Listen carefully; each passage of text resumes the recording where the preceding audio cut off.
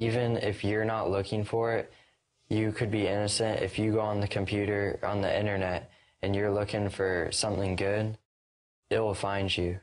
15-year-old Zach is talking about porn, and it's hardcore. While innocently surfing the net, your child can come face to face with a sexually explicit pop-up ad. It is deviant.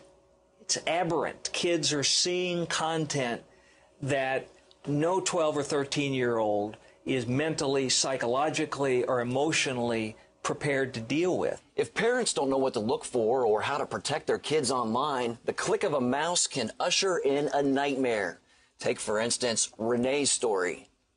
Then through a minimized porn site and our computer's history button, we discovered that our precious 11-year-old son had been to hundreds of internet pornography sites in the middle of the previous few nights. Renee's son became hooked. We have spent the last 10 years trying to keep our son away from this drug with little success, seeking counselors who could help him, and being frustrated and angry that we were unable to protect our child.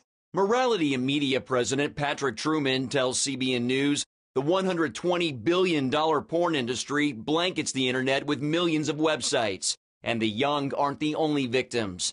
Adults also become intensely addicted, while porn executives become incredibly wealthy.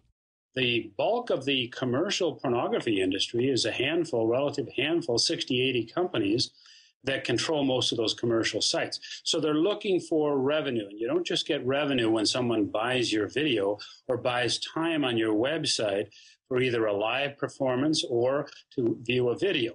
Simply clicking on a pop-up ad fills the pockets of the porn industry without the internet user even buying anything. What you in fact get money for is clicks. It's the business model that Google has.